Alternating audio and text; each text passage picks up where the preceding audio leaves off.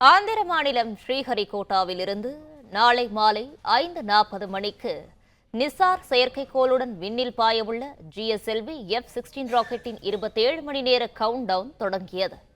இதுகுறித்தான கூடுதல் விவரங்களை வழங்கவிருக்கிறார் செய்தியாளர் பாண்டியராஜன். விவரங்களை வழங்கல. இந்திய விண்வெளி ஆராய்ச்சி நிறுவனமான இஸ்ரோவினுடைய ஸ்ரீஹரிகோட்டா விண்வெளி ஆய்வகத்தில் இருந்து நாளை விண்ணில் செலுத்தப்பட உள்ள நிசார் சேட்டலைட் லாஞ்சுக்கான 27 மணி நேர கவுண்ட் டவுன் தொடங்கி இருக்கிறது. இன்று மதியம் சரியாக 2:10 மணிக்கு இந்த கவுண்ட் டவுன் தொடங்கி இருக்கிறது. நாசா மற்றும் இஸ்ரோ இணைந்து இந்த சேட்டலைட் நாளை மாலை 5:40 மணிக்கு ஏவ இருக்கக்கூடிய நிலையில் இஸ்ரோவும் நாசாவும் இணைந்து உருவாக்கிய முதல் இரட்டை அலைவரிசை கொண்ட ராடார் தொழில்நுட்பத்துடன் கூடிய செயற்கைக்கோளாக இது பார்க்கப்படுகிறது.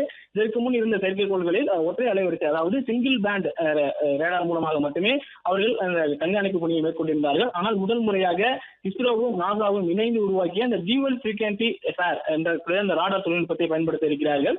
இந்த தொழில்நுட்பத்தை பொறுத்த வரைக்கும் இந்த திட்டம் பருவநிலை மாற்றங்கள், இயற்கை பேரிடர்கள், விவசாய நில மாற்றங்கள், பனிமலைகள் உருவுவது மற்றும் சுற்றுச்சூழல் மற்றும் நில மாற்றங்களை உணர்ந்து பதிவு செய்வதற்காக பிரத்யேகமாக வடிவமைக்கப்பட்டிருக்கக்கூடிய செயற்கைக்கோளாக பார்க்கப்படுகிறது. நாசா இஸ்ரோ நிசார் செயற்கைக்கோளுக்கான ஒப்பந்தம் 2014 ஆண்டு செப்டம்பர் 30 கையெழுத்தாகியிருக்கிறது.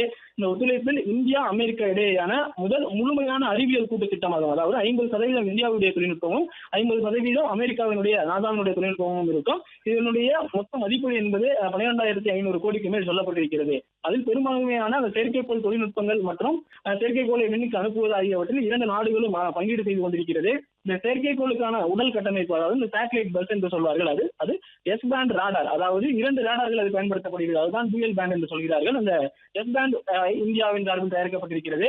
பூமி கட்டுப்பாட்டு மையங்கள் GSLV F-16 ராக்கெட் மூலமாக செயற்கைக்கோளை விண்ணில் ஏவுவது உள்ளிட்ட பணிகள் எல்லாம் இஸ்ரோ மேற்கொள்கிறது. இந்த திட்டத்தில் அமெரிக்காவினுடைய பங்கு என்ன என்பதை பார்க்கும்போது எல் பேண்ட், அதாவது அந்த ரேடாரை பயன்படுத்தி இருக்கிறார்கள். அந்த பேலோட் என்பது அமெரிக்கா நாசாவின் தயாரிப்பு மற்றும் செயலாக்கம் கட்டமைப்புகள், தரவு பரிமாற்றம் மற்றும் சேமிப்பு மற்றும் பகுப்பாய்வு மென்பொருள்கள், அதுக்கான சாஃப்ட்வேர் எல்லாமே அமெரிக்காவினுடைய நாசாவினுடைய தயாரிப்பு உருவாக்கப்பட்டிருக்கிறது. இரு நாடுகளினுடைய தரவுகளில் சம உரிமை பெற்றிருப்பதாக சொல்லப்பட்டிருக்கிறது. அதாவது 2 நாடுகளுக்குமே இதில் 50% ரைட் உள்ள தரவுகளை பயன்படுத்திக் கொள்வதற்கான தொழில்நுட்ப ரீதியான பங்களிப்பு வழங்கியிருப்பதாக சொல்லப்பட்டிருக்கிறது. இந்த செயற்கைக்கோளினுடைய எடையை பொறுத்த வரைக்கும் 2392 கிலோ.